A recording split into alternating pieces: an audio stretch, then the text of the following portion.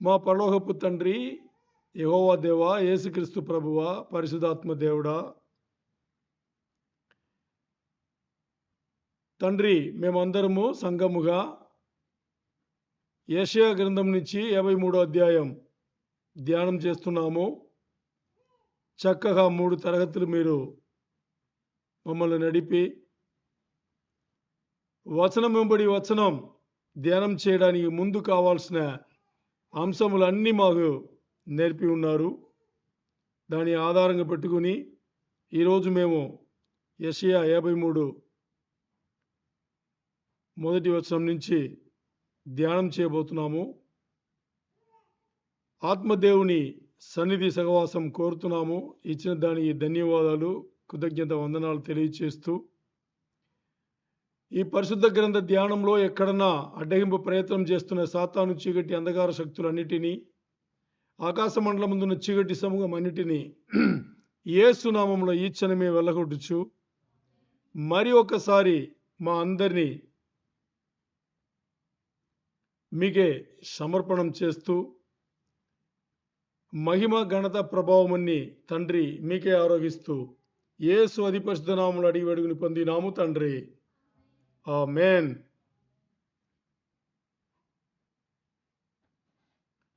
ఆమేన్. గ్రంథం తీసుకోండి. గ్రంథం తీసుకునే ముందు మనం ఒక పని చేద్దాం. యెషయా 53 ముందు ఒక్క వచనం చదువుకుని ఆ తర్వాత మనం బైబిల్ పట్టణముకు వెళ్దాం. మార్క్స్ వార్త 9:31. మార్క్స్ వార్త 9:31 చదవండి.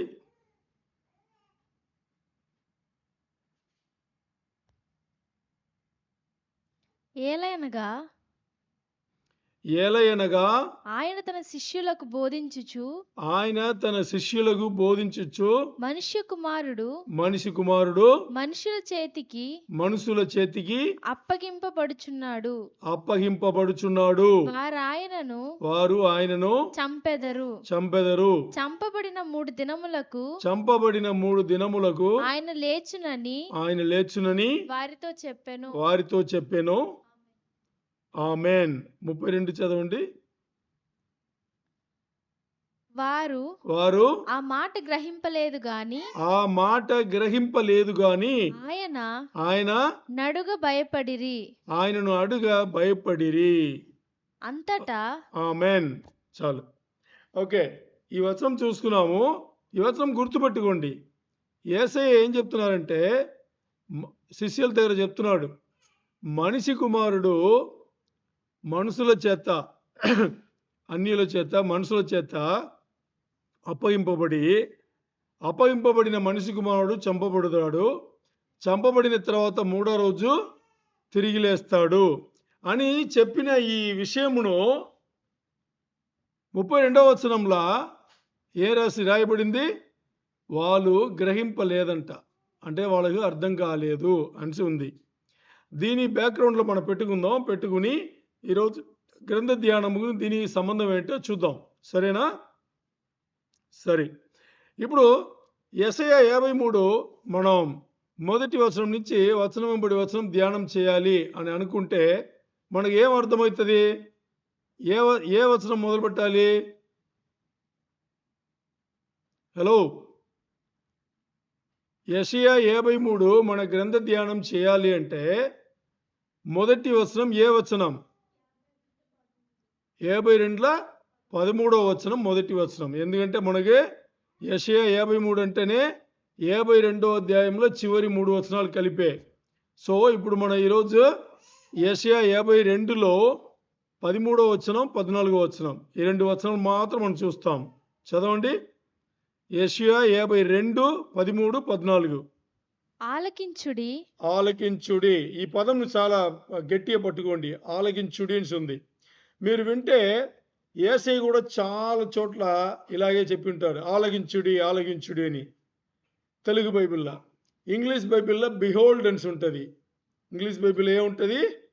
బిహోల్డ్ అని ఉంటుంది. ఈ పదం వచ్చేటప్పుడు చాలా తేటగా అర్థం చేసుకోండి.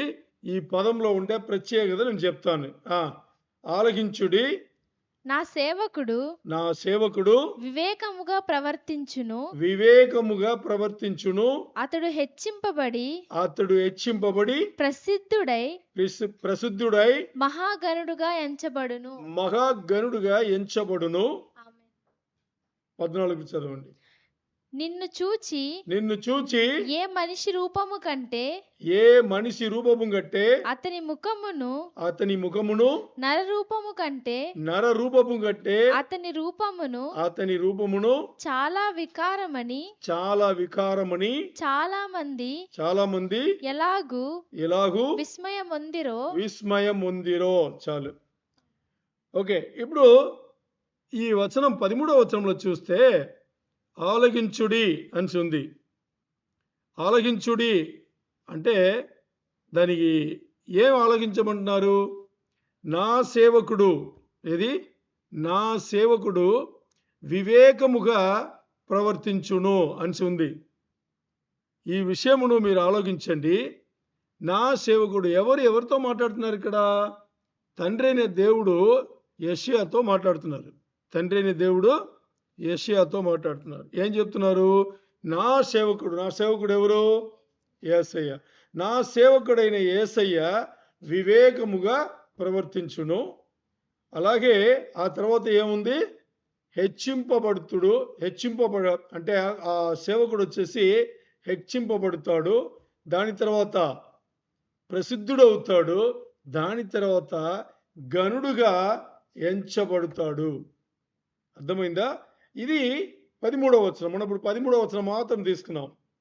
ముందుగా ఆలకించుడి అని ఉంది కదా, దీని ఉన్న ప్రత్యేకత ఏమి అని చూస్తే తెలుగులో ఆలకించుడి అని ఉంది, ఇంగ్లీష్లో బిహోల్డ్. సరే, దీనికైనా హెబ్రేయ పదం వచ్చేసి ఏంటంటే హిన్నే అంటారు. ఏమంటారు? హిన్నే అంటారు. హిన్నే అంటే దానికి ఏం అర్థం అంటే చాలా జాగ్రత్తగా వినండి నేను ఏం చెప్పబోతున్నాను అని అర్థం. ఏదర్థం?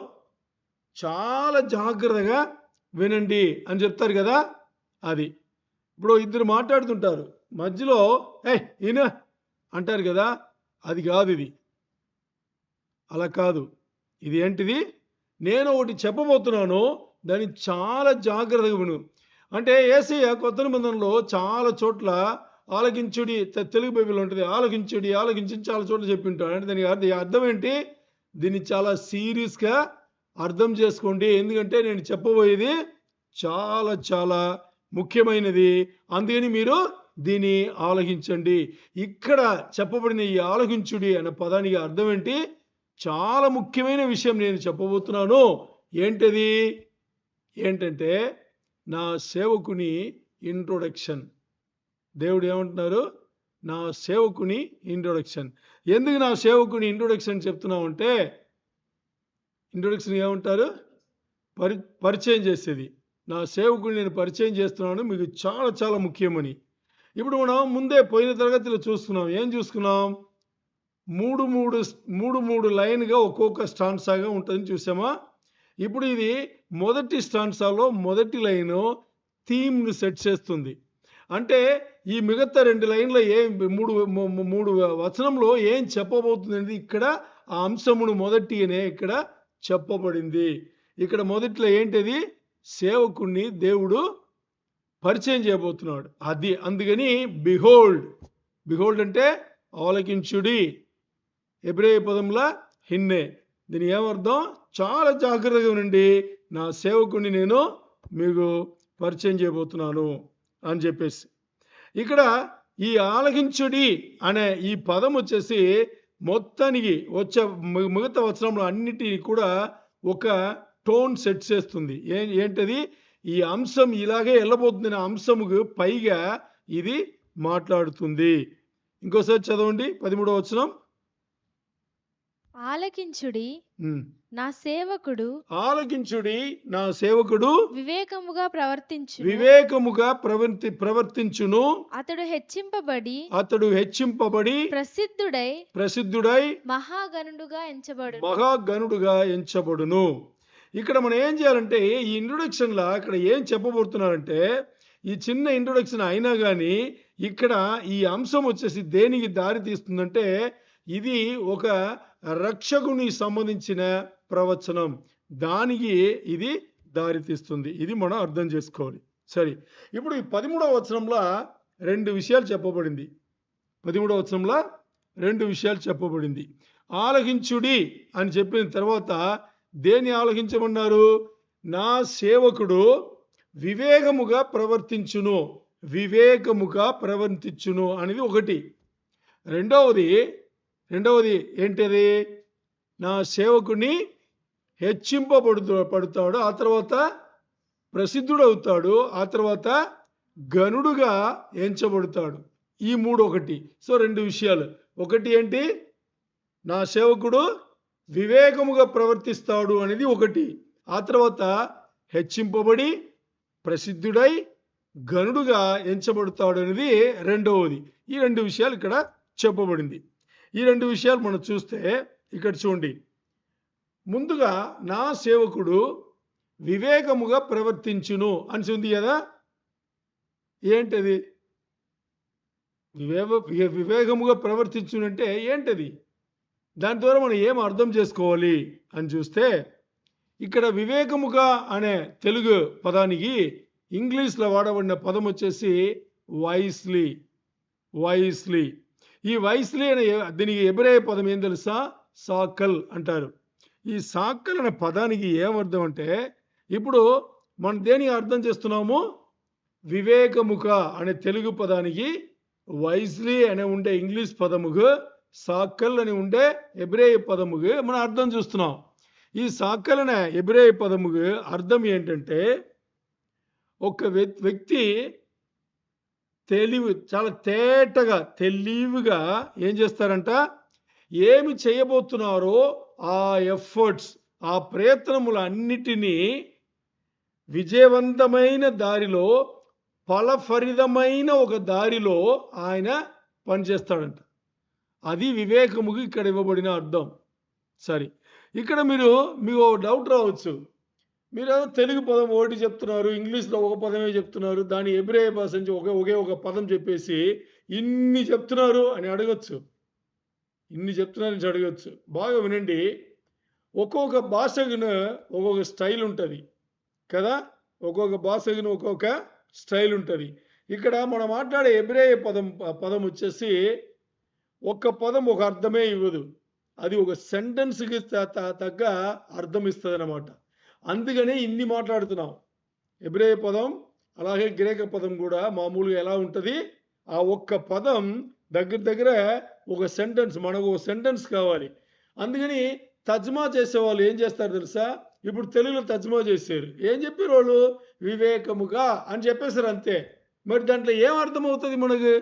వివేకం అనగానే ఏం తెలుసు మనకు? తెలివిగా ఉండాలి అని మాత్రం అర్థమవుతుంది. ఇవన్నీ తెలుసా మనకు? ఇక్కడ ఏం అర్థం చెప్తుంది?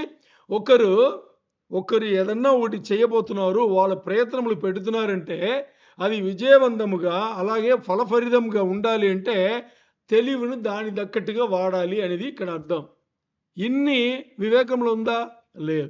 అందుకని ఎబ్రాయ భాష కానీ లేకపోతే గ్రీకు భాష కానీ చాలా చాలా ఇంపార్టెంట్. అంటే ఈ వచనం ద్వారా మనం ఏం తెలుసుకోవాలి అంటే నా సేవకుడు ఏం చేయాలని అనుకుంటున్నాడో అది ఆ సేవకుడికి తెలుసు. అర్థమైందా? నా సేవకునికి ఏం తెలుసు? దేనికోసం ఇక్కడ వచ్చాడో, శరీరధారిగా నా సేవకుడు యేసయ్య దేనికోసం ఈ లోకముకు వచ్చాడో అది దేని అని తనకు తెలుసు. తెలిసిన తర్వాత దాన్ని ఎలా చేయాలని కూడా తనకు తెలుసు. తన వచ్చిన ఉద్దేశంను ఎలా నెరవేర్చాలి, తన పిలుపును ఎలా నెరవేర్చాలి అనేది కూడా తనకు తెలుసు అనేది దీని అర్థం. అర్థమైందా? దేనికి? వివేకముగా అనే దీనికి ఇంత ఉంది. ఓకే, ఇప్పుడు ఇప్పుడు దాని తర్వాత చూస్తే అతడు హెచ్చింపబడి, దాని తర్వాత చూస్తే ఇది మొదటి విషయం అయిపోయింది. రెండవ విషయం, అతడు హెచ్చింపబడి ప్రసిద్ధుడై గనుడుగా ఎంచబడును అనేది రెండవది ఉంది. మరి ఇవన్నీ ఒకటా? హెచ్చింపబడి, బాగా వినండి, హెచ్చింపబడి ప్రసిద్ధుడై గనుడుగా, ఇవన్నీ ఒకటా వేరు వేరా? చెప్పాలి. ఓకే, మీకు ఒక క్లూ ఇస్తా. యెషయా పదాలు లేకుండా అలా వాడా? ఒకే పదమును మళ్ళా 3 సార్లు రిపీట్ చేశాడా యెషయా? యెషయా పని చేయడు. ఓకే, ఇప్పుడు నేను మీకు ఉదాహరణ ఇస్తా. ఇంగ్లీష్లో మనం ఇలా చెప్తాం, ఏమని? గుడ్, బెటర్, బెస్ట్ అంటాం. 3 ఒకటే వేరు వేరా? 3 ఒకటే వేరు వేరా?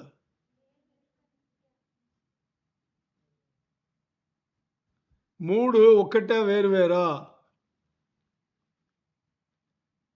3 ఒకటే వేరు వేరా? Good, better, best. ఓకే, ఇంకోటి చెప్తా, మీకు ఇది చెప్తే అర్థమవుతుంది. టాల్, టాలర్, టాలెస్ట్ ఒకటే వేరు వేరా? ఇది వేరు వేరా? ఆన్లైన్ ఏంటి పలకట్లేదు? మాట్లాడండి. హలో,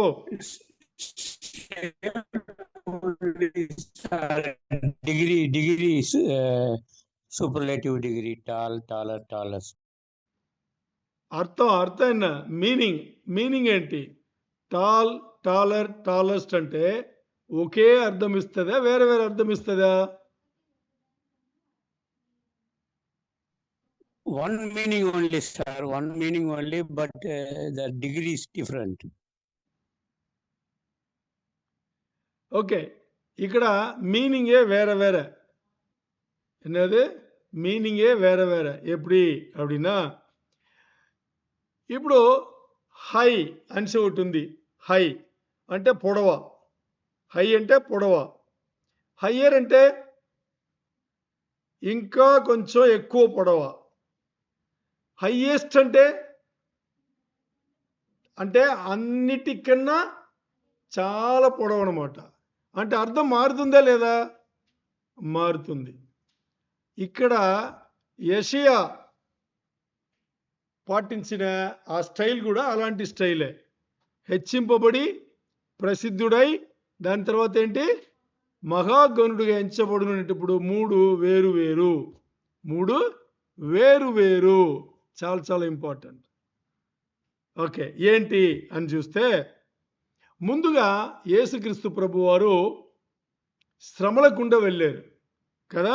ఆ తర్వాత మహిమగల మంచి జీవితానికి ఆయన వెళ్ళారు. అది చాలా ఇంపార్టెంట్.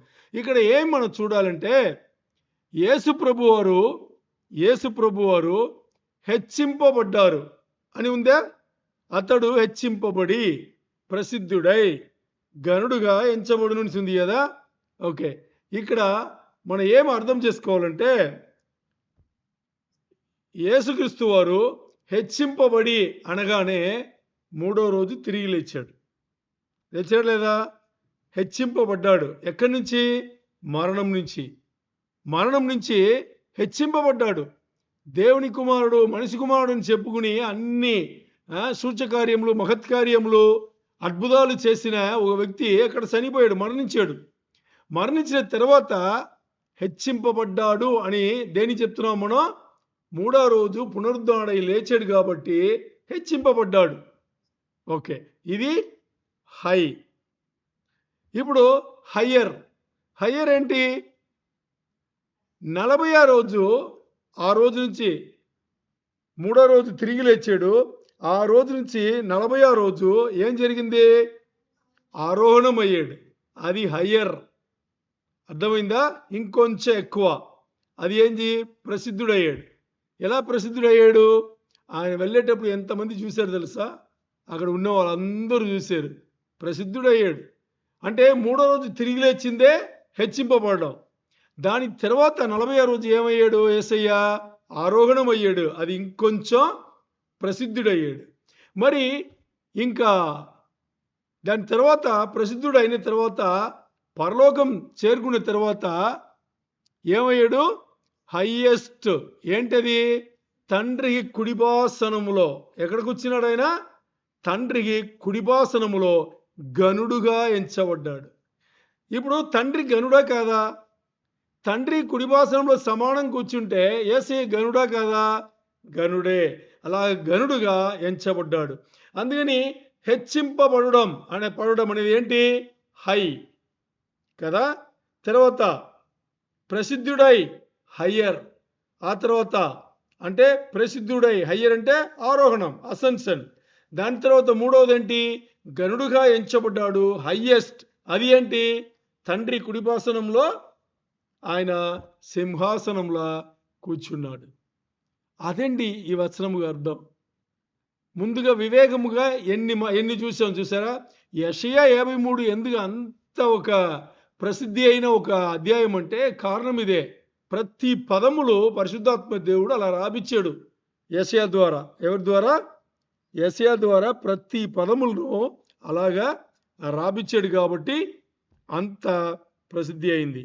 ఓకే, ఇప్పుడు ఈ మొదటి లైన్ ఉంది కదా, 13వ వచనంలో మొదటిది 13, 14, 15 ఇదే కదా మొదటి స్టాన్సా. దాంట్లో మొదటి లైన్ ఏమని ఇప్పుడు చెప్పింది? ఏం చెప్పింది? తండ్రి తన సేవకుడిని ఏం చేస్తున్నాడు? పరిచయం చేస్తున్నాడు. ఆ సేవకుడు ఎలాంటి వ్యక్తి, ఆ సేవకుడు ఏమవుతున్నాడు అనేది చెప్పేశారు కదా. దీని ఆధారపడే మొత్తం అధ్యాయం వెళ్తాయి. అర్థమైందా? సరే, ఇప్పుడు 13వ వచనం ఇంకోసారి చదవండి. దాన్ని మనం కొన్ని పదాలు పెట్టి రీప్లేస్ చేద్దాం. చదవండి. ఆలకించుడి. నా సేవకుడు వివేకముగా ప్రవర్తించును. చాలు. ఇక్కడ నా సేవకుడు వివేకముగా ప్రవర్తించును అనే దీనికి ఏమర్థమని చూసుకున్నాము? తన తెలివిని, ఎవరి తెలివిని? తన సేవకుని తెలివిని. ఎవరది? యేసయ్య తెలివిని ఆయన ఏం చేస్తారంట? ఆయన పెట్టే ప్రయత్నములు అన్నిటినీ కూడా ఎలా పెడతాడు? ఆయన విజయవంతమైన దారిలో, ఫలఫరితమైన దారిలో పెడతాడు. అది వివేకం అంటే. దాని ఏమర్థం? ఆయన శరీరధారిగా దిగి వచ్చేటప్పుడే, దేవుడుగా ఉండి శరీరధారిగా దిగి వచ్చేటప్పుడే ఆయనకి ఇక్కడ దేనికి వస్తున్నామని తెలుసు, వస్తే ఏమీ చెయ్యాలి అని కూడా తెలుసు. ఆ తెలిసిన దాన్ని బట్టి ఆయన వచ్చిన ఉద్దేశమును నెరవేర్పు తీసుకోవడానికి, ఆయన పిలుపును నెరవేర్పుకు సక్రమంగా చేసుకోవడానికి ఆయన తెలిసే వచ్చాడు అని. దీనికే నా సేవకుడు వివేకము కలిగిన వాడు, వివేకముగా ప్రవర్తిస్తాడు అని చెప్పడానికి కారణం అది. అర్థమైందా? ఓకే, ఈ సేవకుడు ఇలా వివేకముగా ఇంత తెలివిగా ప్రవర్తిస్తున్నాడు కాబట్టి తండ్రి ఏం చేస్తున్నాడు? ఆయన హెచ్చింపజేసి ప్రసిద్ధునిగా చేసి ఆ తర్వాత గనుడుగా ఎంచబడేట్టుగా తండ్రి ఏం చేశాడు? పైకి లేపాడు. ఇది 13వ వచనం మనతో మాట్లాడింది. సరే, ఇక్కడ 13వ వచనం ఇలా మాట్లాడినా కానీ సీరియస్గా మనకు అర్థమవ్వాల్సిన విషయం ఏం తెలుసా? ఇవన్నీ జరగాలంటే ముందు ఆ సేవకుడు శ్రమలకుండా వెళ్ళాలి. ఇవన్నీ జరగాలంటే ముందు ఆ సేవకుడు ఏం చేయాలి? శ్రమలకుండా వెళ్ళాలి. సఫరింగ్ సర్వెంట్ చూసామా? శ్రమలకుండా వెళ్ళే, బాధలకుండా వెళ్ళే ఆ సేవకుడు ఆ బాధలు, ఆ శ్రమలు ఇక్కడ పడాలి. ఎందుకు పడాలి?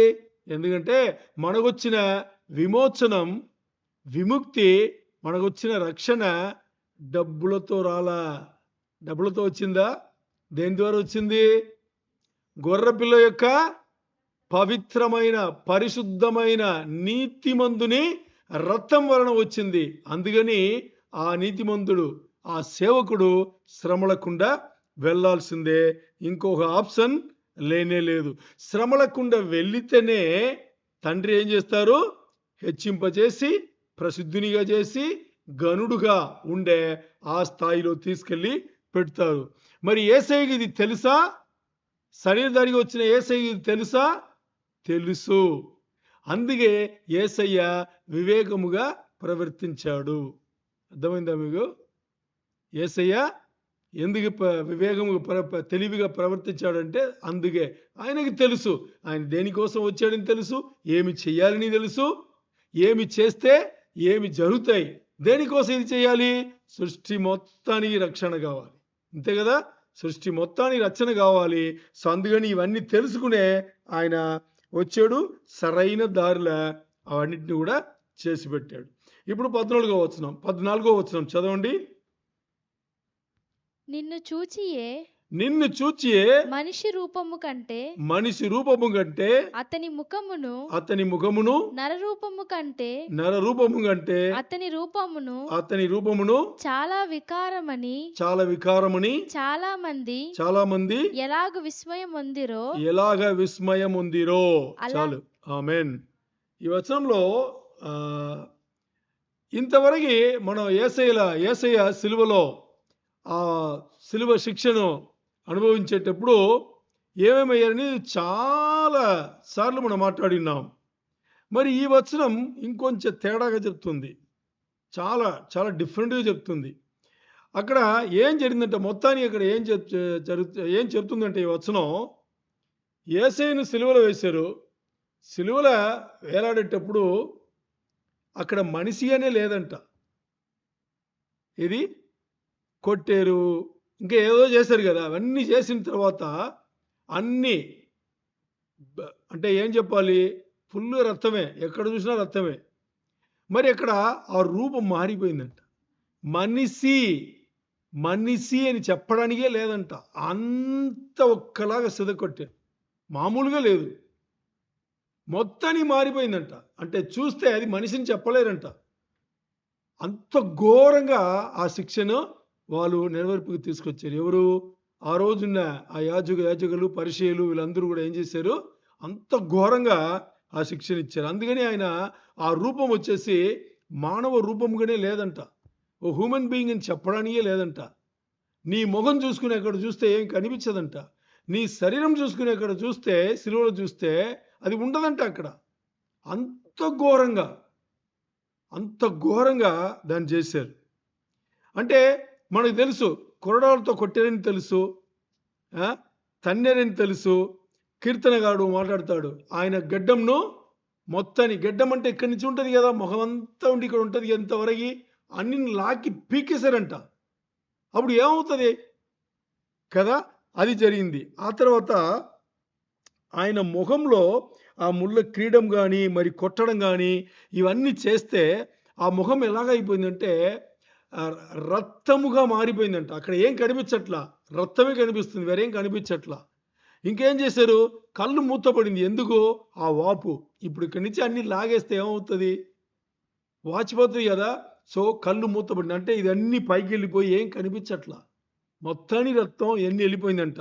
ఆ తర్వాత ఆయన ముక్కు ఉంది కదా, దాన్ని ఎరక్కొట్టేశారు, ముఖంలో ముక్కు కనిపించలే, ఎరక్కొట్టేశారు. ఆ తర్వాత దీని ఏమంటారు, పెదవులను లాగి అంటే చింపేశారనమాట, అక్కడ లేనే లేదు. ఓకే, ఇంకా ఏం చేశారు, అలా చేస్తే ఏమవుతుంది, మొత్తం ముఖమున్న అలాగే. తర్వాత ఏం చేస్తారు తెలుసా, ఈ ముందు భాగం ఉంది కదా శరీరంలో, ముందు భాగం రెండుగా చేశారు. అలాగే వెనక భాగం ఉంది కదా, దాన్ని కూడా లెఫ్ట్ ఓపెన్, అంటే ముందు వెనక అన్ని ఓపెన్ చేశారు. అలా కొట్టారు, కొట్టేశారు అనమాట. చూస్తే అక్కడ మానవుడే లేదు, అక్కడ మనిషి ముఖంలాగానే లేదు, మనిషిలాగా లేదు, అక్కడ శరీరమే లేదు, పిండం అంటారు కదా, అలా చేసి పెట్టేశారు, ఎర్రగా అలా కనిపిస్తుంది. అంత ఘోరంగా దాన్ని చేశారు. చూస్తే అక్కడ మనిషిగానే కనిపించట్లా. మరి యేసయ్యకి తెలుసు, ఏం తెలుసా, ఈ శ్రమలు కానీ ఈ బాధలు కానీ దీనికుండా వెళ్తే కానీ ఆయనకి మహిమ లేదని తెలుసు, మనకి రక్షణ రాదని తెలుసు. అందుకని అన్నిటినీ ఓర్చుకుని సహనంతో సహించుకుని ఆ శిక్షను ఆయన తీసుకున్నాడు. ఆయనకు బాగా తెలుసు ఆయన శ్రమలనే, ఇదే యెషయా చెప్తుంది, ఆయన పొందిన దెబ్బల ద్వారా మనకి స్వస్థత వచ్చింది అని. ఆ దెబ్బలంటే మనం మామూలుగా దెబ్బలని అనుకున్నాం, ఇది దెబ్బలు కాదు, ఈ దెబ్బలు ఎన్నో రెట్లు చెప్పాలి అన్నీ అలా ఉండింది. సో ఆయన శ్రమలకుండా వెళ్ళిన దాని ప్రకారమే మనకు ఆయన కూడా ఏం చేశాడు, ఆయన ఏ ఉద్దేశం కోసం ఈ లోకంకి వచ్చాడో ఆ ఉద్దేశం నెరవేర్పుకు వచ్చింది. మనకొచ్చిన విమోచనం కానీ విముక్తి కానీ లేదు మనకొచ్చిన రక్షణ కానీ మనకు మహిమను తీసుకొస్తాయి. మరి యేసయ్య రెండో రాకడలో మరి వచ్చేటప్పుడు యేసయ్య రెండో రాకడలో మళ్ళా వచ్చేటప్పుడు మిగతా అన్ని ఏది 7 ఏళ్ల శ్రమల కాలమై ఆయన మరలా వచ్చేటప్పుడు ఆయనతో మనం వస్తాం కదా, గుర్తుందా? ఆయనతో మనం వస్తాం. ఆర్మగద్దాన్ యుద్ధం అన్నీ అయిపోయిన తర్వాత 1000 ఏండ్ల పరిపాలన వెళ్తాం. వెళ్ళేటప్పుడు ఆదాం అవ్వ ఏదైనా వనములో పాపం చేయడానికి ముందు ఎలాంటి జీవితం వాళ్ళు జీవించారో అలాగే ఆ జీవితం అన్ని మరలా వస్తాయి. ఎలాంటి జీవితం అది? ఒక సింహమును ఒక ఆవు దూడను ఒకే నదిలో నీళ్ళు తాగుతాయి పక్కన అప్పుడు అలాగే మరలా మారుతాయి. అది అప్పుడు మారుతాయి. అర్థమైందా? సో అందుకని ఆలకించుడి అనగానే టక్కమని మనం ఏం చూసుకోవాలి, చాలా ముఖ్యమైన విషయం చెప్పబోతున్నారు. మనం వచ్చేసి ఏం చేయాలి, ఆలకించాలి, సీరియస్గా ఆలకించాలి అని తెలుసుకోవాలి. మేము ఇంకోటి చెప్పాలి. ఇప్పుడు చూస్తే యేసయ్యను అందరూ యూదులు కానీ వాళ్ళు కానీ ఇశ్రాయేల్ కానీ ఇంకా అన్యులు కానీ ఏం మాట్లాడుకున్నారంటే ఏం ఎదురు చూస్తున్నారు అంటే ఆయన రారాజుగా వస్తాడు, వచ్చి అన్ని దేశములు ఏలుతాడు అని మన ఆలోచన విధానం వచ్చేసి ఏమి జరిగిందో దానికి వ్యతిరేకంగా ఉంది. ఏమి జరిగిందో దానికి వ్యతిరేకంగా ఉంది. మరి యాక్చువల్ జరిగింది ఏంటి? యేసయ్య ఎలా వచ్చాడు? చాలా తగ్గించుకుని మనం ఏదైతే ఆలోచన చేసామో అలా రాకుండా ఏం చేశాడు? ఆయన ఆపోజిట్గా వచ్చాడు. ఆపోజిట్గా అంత తగ్గించుకుని వచ్చి అన్నీ చేశాడు. అన్నీ ఎందుకు చేశాడంటే ఆయనకు తెలుసు ఈ దారే దేవునికి తెలుసు, ఈ దారే సరైన దారి అని తెలుసు. మరి ఇక్కడ చూడండి, ఎందుకు ఆయన దేవుడే కదా, దేవుడు శరీరధారిగా వచ్చేటప్పుడు రారాజుగా వచ్చి అన్ని దేశాలను తన గుప్పట్లో పెట్టుకుని ఈ పని చేయొచ్చు కదా అనేటప్పుడు అది జరగదు. ఏం జరగదు? ఆయన ఏం అనుకున్నారో అంటే శ్రమలకుండా వెళ్ళి ఈ రక్షణ మార్గం చూపించలేదంటప్పుడు ఆ ఉద్దేశం జరగదు. ఎందుకు జరగదంటే మానవులు మనం ఎలా ఉంటాం? ఒకసారి చెప్తే వింటామా? ఓకే.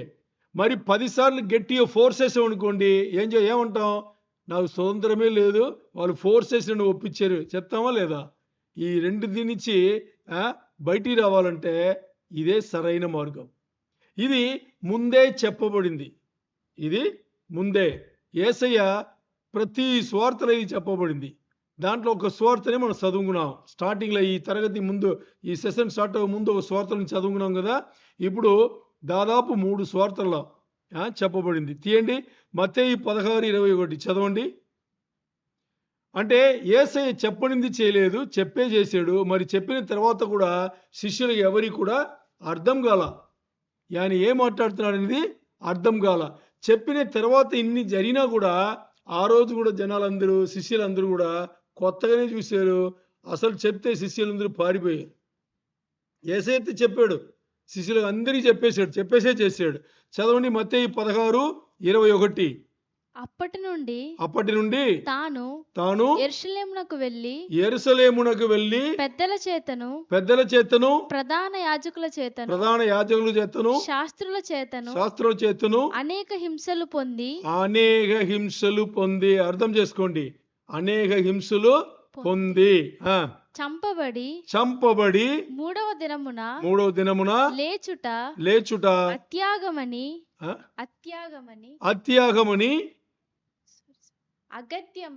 అగత్యమని యేసు తన శిష్యులకు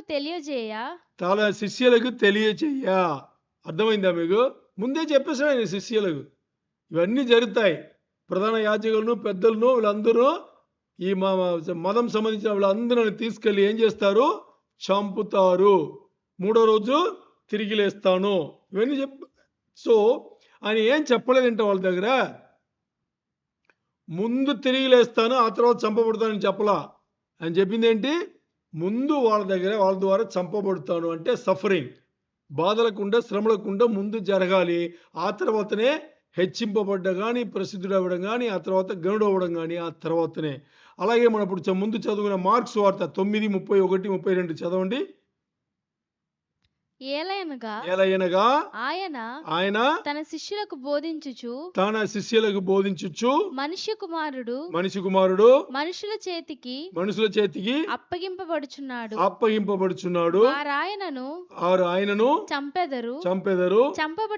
చంపబడిన 3 దినములకు ఆయన లేచునని వారితో చెప్పెను. వారు ఆ మాట గ్రహింపలేదు గాని ఇన్ని తేటగా చెప్పిన తర్వాత కూడా శిష్యులు ఈ మాటను గ్రహించలేదు. అంటే వాళ్ళకి అర్థం కాలేదు. ఆయనను అడుగ భయపడిరి. ఓకే, ఇలాగే ఇంకో స్వార్త లూకా స్వార్త 9:21-22 వచనాలు చదవండి. లూకా స్వార్త 9:21-22. ఆయన ఇది ఎవనితోనూ చెప్పవద్దని వారికి ఖండితముగా ఆజ్ఞాపించెను. మనిషి కుమారుడు బహు శ్రమలు పొంది పెద్దల చేతను ప్రధాన యాజకుల చేతను శాస్త్రుల చేతను విసర్జింపబడి చంపబడి 3వ దినమున లేచుట అగత్యమని చెప్పాను. అదేంటి? సో యేసయ్య ముందే చెప్పేశాడు. ఏం చెప్పాడు తెలుసా? ఇలాగా మనుషు కుమారుడు ముందు చంపబడతాడు, ఆ తర్వాత శ్రమలకుండా వెళ్ళి చంపబడతాడు, ఆ తర్వాత 3వ రోజు. ఈ చంపబడతాడని చెప్పేటప్పుడు వాళ్ళకి ఎందుకు అర్థం కాలేదంటే ఇలా జరుగుతాయి, సిలువలో ఇలా జరుగుతాయని వాళ్ళు గ్రహించాల. సిలువలో ఇంత ఘోరంగా ఇలా జరుగుతాయని వాళ్ళు అస్సలు గ్రహించాల. ఇంకోటి, యేసయ్య చెప్పేటప్పుడు వాళ్ళు నమ్మలా. ఏది? యేసయ్యను చంపుతానని చెప్పేటప్పుడు, చంపబడతానని యేసయ్య చెప్పేటప్పుడు యేసయ్యనే చెప్తున్నాడు, చెప్పిన వాళ్ళు నమ్మలా. అందుకే ఒక చోట్ల పేతురు అంటాడు, ప్రభువా నేను దాన్ని అనుమతించను అంటాడు. ఏమంటాడు?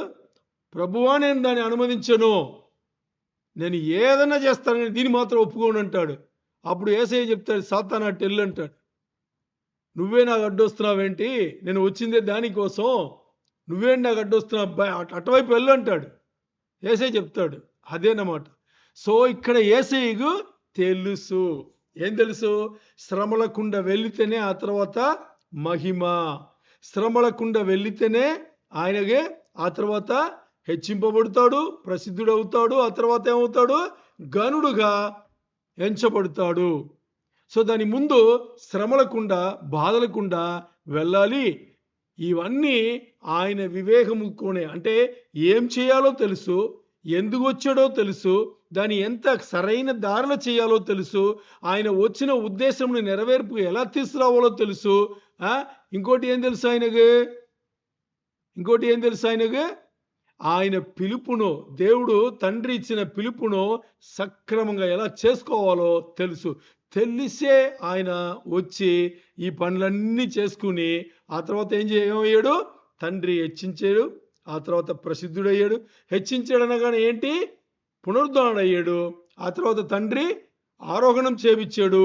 అది ఏంటి? ఇంకా ప్రసిద్ధుడయ్యాడు. దాని తర్వాత గనుడుగా ఎంచబడ్డాడు. తండ్రి కుడిపాసనంలో గనుడుగా కూర్చున్నాడు. తండ్రి సమానంగా కూర్చున్నాడు. అర్థమైందా? అది ఈ వచనం మనతో మాట్లాడింది. దేవునికే మహిమ కలుగును గాక.